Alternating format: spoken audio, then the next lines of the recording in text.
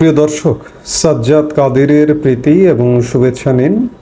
এই মুহূর্তে আপনাদের সামনে কথা বলতে এসেছি সেনাপ্রধান কেন বাধা, এই প্রসঙ্গটি নিয়ে আপনাদের সামনে কথা বলবো। সেনাপ্রধান বাধা, এটি এজন্যই বলছি যে সরকারের সাথে বিভিন্ন বিষয়ে সেনাপ্রধান বাধা হয়ে দাঁড়াচ্ছে। ঠিক আছে, কিন্তু তিনি এখন পর্যন্ত কার্যকর কেন পদক্ষেপ নিচ্ছেন না? দেশ যে একটা চরম ব্যর্থতায় পর্যবসিত, ইউনূস সরকারকে যে আর কোনো দেখবার, আর কোনো সময় দেবার সময় নেই। এটি কেন করছেন না, এটি সবচেয়ে বড় প্রশ্ন। কারণ সেনাপ্রধান বাধা সর্বক্ষেত্রে হয়ে উঠেছেন। আপনারা সর্বশেষ যেটি জানতে পেরেছেন বা জেনেছি আমরা, যে আওয়ামী লীগ নিষিদ্ধের ক্ষেত্রে সেনাপ্রধান নাখোশ, তিনি নিষিদ্ধ করতে বারণ করেছিলেন। এমনকি এই যে মিয়ানমারের মানবিক করিডোর, চট্টগ্রাম বন্দর উঠিয়ে দেওয়া ইত্যাদি নানা বিষয়ে সেনাপ্রধানের সরকারের সাথে দ্বিমত। যদিও এটি বিশ্বাস করাও যায় না যে সেনাপ্রধানের সম্মতি ছাড়া, সেনাপ্রধানের ইশারা ছাড়া যে এই কাজগুলো ইউনূস সরকার করছে, এটি কিন্তু সাধারণ মানুষ এটি বিশ্বাস করবে না। কারণ সেনাপ্রধানের বা সেনাবাহিনীর ইশারা ছাড়া বাংলাদেশে এখন কিছু হচ্ছে, এটি আসলে ভাবা যায় না। বেশিরভাগ মানুষই মনে করেন যে সেনাপ্রধানের ইশারাতে যা কিছু দেশে ঘটছে সব কিছু তার ইশারাতেই ঘটছে। মনে করবার, মনে না করবার কোনো কারণ এখন পর্যন্ত জেনারেল ওয়াকার ঘটাননি। কারণ 5 আগস্ট তিনি বলেছিলেন, দেশের জনগণকে আশ্বস্ত করেছিলেন যে আমি দায়িত্ব নিচ্ছি। তিনি সরাসরি হয়তো দায়িত্ব নেননি, সরাসরি শাসন ক্ষমতাটা নিজের হাতে নেননি, কিন্তু একজনকে নিয়োগ করেছেন, একটা সরকারকে নিয়োগ করেছেন। আপনারা যে যাই বলুন না কেন, সেনাবাহিনী ছাড়া, আমি বারবারই বলি না যে এগুলো আন্দোলন ফান্দোলন কিচ্ছু না, সেনাবাহিনী ছাড়া এই সরকারকে, বিগত সরকারকে পতন ঘটানো অসম্ভব ছিল। এবং সেনাবাহিনী পতন ঘটিয়ে একটা সরকার গঠন করবার পর কি ঘটছে দেশের মানুষ দেখছেন। তো সেই জায়গায় সেনাপ্রধান যে বাধা হয়ে দাঁড়াচ্ছেন, কিন্তু এটা আলাপ হচ্ছে যে সেনাপ্রধান বাধা হয়ে দাঁড়াচ্ছেন। আসলে বাংলাদেশের অবস্থাটা এমন ভয়ঙ্কর অবস্থা। আফ্রিকার দীর্ঘদিন যাবৎ যে হানাহানি দেশগুলো আছে, আমি এর আগে অনেক ভিডিওতে বলেছি, আবারও বলছি, সেগুলোর থেকে কোনো পার্থক্য নেই। পাকিস্তানের মতো ব্যর্থ রাষ্ট্রের সাথে বাংলাদেশের কোনো পার্থক্য নেই। বাংলাদেশের রাজনীতি দেউলিয়া। বাংলাদেশের কোন রাজনৈতিক দলের কোন নেতাকে আপনি বিশ্বাস করবেন বলুন তো ভাই? আওয়ামী লীগ, বিএনপি, অন্য কেউ?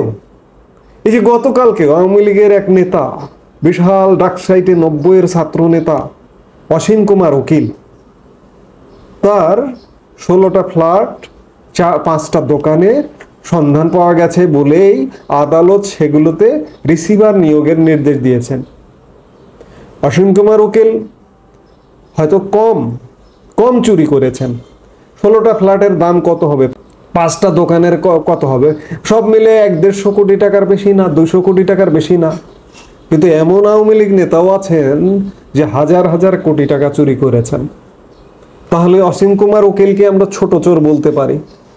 আবার বিএনপির কথা বলছেন।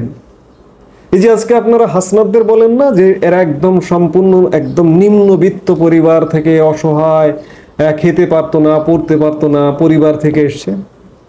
বিএনপির কটা নেতা জমিদার পরিবার থেকে এসছে দেখান তো ভাই। বিএনপি বলুন, আওয়ামী লীগ বলুন, সব তো এই ধরনের পরিবার থেকেই এসছে। এসে চুরি ডাকাতি করে ধনকুবের হয়ে গেছে। কাজেই বাংলাদেশের রাজনীতি ব্যর্থ। আজকে অবস্থাটা এমন দাঁড়িয়েছে যে আসলে দেশটা যে কোন দিকে যাবে, কোন পথে যাবে, সেটি একটা বড় প্রশ্ন। তারপরেও এই যে বর্তমানে যে একটা অরাজকতা চলছে, মাৎসন্যায় চলছে, এটির একটা অবসান হবে, নিশ্চিতভাবে হবে। আপনারা জানেন ইতিমধ্যে আওয়ামী লীগ নিষিদ্ধ নিয়ে ভারতের প্রতিক্রিয়া আপনারা ইতিমধ্যেই দেখেছেন, তীব্র প্রতিক্রিয়া ব্যক্ত করেছে নিষিদ্ধের বিরুদ্ধে। একটা প্রতিক্রিয়া, পররাষ্ট্র মন্ত্রণালয়ের মুখপাত্র রণধীর জয়সওয়াল শুধুমাত্র প্রতিক্রিয়া ব্যক্ত করেই কি ভারত চুপ আছে? নিশ্চয়ই নয়।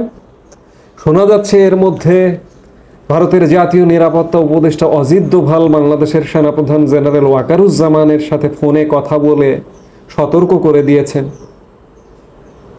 সেনাপ্রধান নিজে থেকে যদি বর্তমান সরকারের সাথে বাধা হয়ে থাকেন আর ওদিক থেকে যদি সতর্কতা আসে, তাহলে নিশ্চয়ই ধারণা করাই যায় যে শীঘ্রই কিছু একটা ঘটতে যাবে।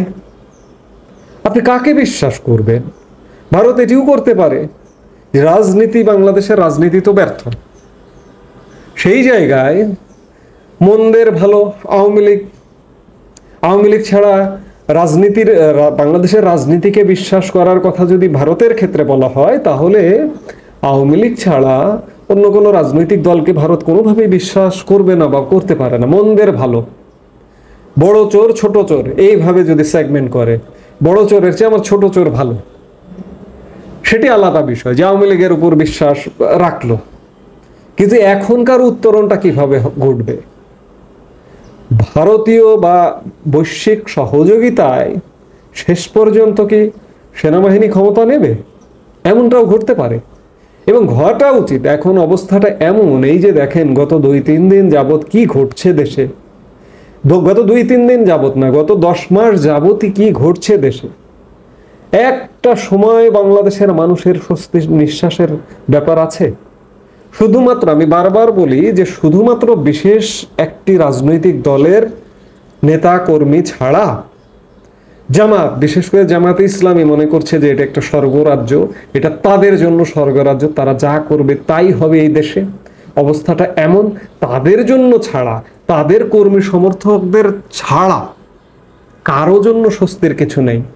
এমনকি এই যে সমন্বয়কদের যে রাজনৈতিক দল, তারাও চরম তোপের মুখে আছে, অন্যান্যরা তো আছেই। সেই জায়গায় এই মুহূর্তে সমাধান কি? এই মুহূর্তে সামরিক বাহিনী ক্ষমতায় নিয়ে নিক, এবং সামরিক বাহিনী যদি ক্ষমতা নিয়ে নেয় সেটি 5 বছর, 2-4-5 বছরের হয়ে যেতে পারে, এমনটা হতে পারে। এবং ভারত যদি সেটিকে সমর্থন করে, আমি বারবার বলি যে ভারতের সমর্থন খুব বড় একটা ব্যাপার। আপনারা জানেন যে ভারত নীরব থাকতে থাকতে ইতিমধ্যে অ্যাকশন শুরু করেছে, বিশেষ করে পাকিস্তান নিয়ে বড় ধরনের অ্যাকশন শুরু করেছে। ভারত যেহেতু একটা অ্যাকশন মুডে আছে, ভারত কাউকে ছাড়বে না। তুরস্ককে ধরেছে, চীনকে ধরেছে, বাংলাদেশকেও ধরেছে কিছু কিছু ক্ষেত্রে, এবং বাংলাদেশকে চূড়ান্তভাবে ধরবে। কারণ বাংলাদেশকে ধরবার তো কারণ আছে, বাংলাদেশ ভারতের সাথে অঙ্গাঙ্গিভাবে যুক্ত। আমি বারবার বলি, এগুলো বারবার বলা দরকার, স্মরণ করিয়ে দেওয়ার দরকার। বাংলাদেশ খুব গুরুত্বপূর্ণ। বাংলাদেশের বর্ডার বৃহত্তম বর্ডার। এই বর্ডার রাষ্ট্রটা যদি এমন কোনো ঘটনা ঘটে, এখানে যদি পূর্ণাঙ্গভাবে জঙ্গিতন্ত্র কায়েম হয়, তাহলে ভারতের জন্য পশ্চিমবঙ্গ এবং আমাদের লাগোয়ার যে রাজ্যগুলো আছে, আসাম, ত্রিপুরা, মেঘালয়, এই রাজ্যগুলো হুমকির মুখে পড়বে। ভারত নিশ্চয়ই চাইবে না যে বাংলাদেশে একটা পূর্ণাঙ্গ রূপে জঙ্গিতন্ত্র কায়েম হোক। পাকিস্তানে জঙ্গিবাদ নিধন করবার জন্য সর্বোচ্চ পদক্ষেপে আছে ভারত। সেই জায়গায় বাংলাদেশেও সেই জঙ্গিতন্ত্র নির্মূল করবার চেষ্টা করবে। আপাতত যদি রাজনীতি ব্যর্থ হয়, রাজনীতিকে যদি প্রতিষ্ঠা করার সমস্যা হয়, ভারত যদিও বারবার বলছে, যেমন রণধীর জয়সওয়াল আওয়ামী লীগের নিষিদ্ধের সেই বয়ানের মধ্যে, সেই বক্তব্যের মধ্যেই তিনি বললেন যে বাংলাদেশে একটি দ্রুত, অবাধ, নিরপেক্ষ এবং সুষ্ঠু নির্বাচন চান তারা। চান ঠিক আছে, কিন্তু সাময়িকভাবে ডক্টর মোহাম্মদ ইউনূসের অধীনে নির্বাচনটা কিভাবে হবে? ইতিমধ্যে তো আওয়ামী লীগ নিষিদ্ধ, কিংবা আওয়ামী লীগ নিষিদ্ধ হয়েও যে নির্বাচনটা হবে, সেই নির্বাচনটাও কি সর্বমহলে গ্রহণযোগ্য হবে কিনা, সেই প্রশ্নগুলো আছে। সেই জায়গায় সেনাবাহিনী যদি ক্ষমতা নেয়, নিয়ে সেনা শাসন হলে রাজনৈতিক দলের কার্যক্রমের উপর নিষেধাজ্ঞা আসে।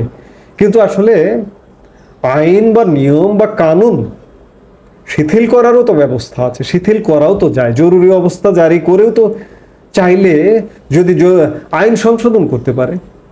এই যে এই সরকার মনের মাধুরী মিশিয়ে যখন যেটি প্রয়োজন হচ্ছে একের পর এক মহামান্য রাষ্ট্রপতিকে দিয়ে অধ্যাদেশ জারি করে নিচ্ছে। এই যে গত 10 মাসে কমপক্ষে শতাধিক অধ্যাদেশ জারি করে নিয়েছে বর্তমান সরকার। কিসের সংবিধান, কিসের আইন, কিসের বিধান, কিচ্ছু না। নিজেদের মনে যা চাইছে তাই মনের মাধুরী মিলিয়ে আইন পাশ করে নিচ্ছে। তো সেই জায়গায় সেনাবাহিনীর তত্ত্বাবধানে যদি একটা free, fair and credible election হয় তাহলে সেটি বাংলাদেশের জন্য মঙ্গলজনক। যদিও বাংলাদেশের রাজনৈতিক নেতৃত্ব দেউলিয়া, আমি নিজে এই নেতৃত্বের প্রতি বিরক্ত। এমন কেউ নেই, এই যে আওয়ামী লীগেরই এমন কেউ নেই যে চুরি চামারের সাথে যুক্ত নয়। কাকে নেতৃত্বে আনবেন, কাকে আপনার প্রতিনিধি নির্বাচন করবেন, কাকে আপনার ভাগ্য নিয়ন্ত্রক করবেন, কাকে আপনি রাষ্ট্র পরিচালনায় পাঠাবেন। তারপরে বলছি যে মন্দের ভালো আওয়ামী লীগ। সেই জায়গা থেকে যেটি হোক একটা ব্যবস্থা আসুক, অন্তত পক্ষে বাংলাদেশে একটা স্বস্তি আসুক। আমি জানি যে স্বস্তি আসবে না। বাংলাদেশ সেই সব দেশ, পাকিস্তান, আফ্রিকার সেই সব দুর্যোগ পীড়িত দেশ, সেই দেশে স্বস্তি কখনো আসবে না।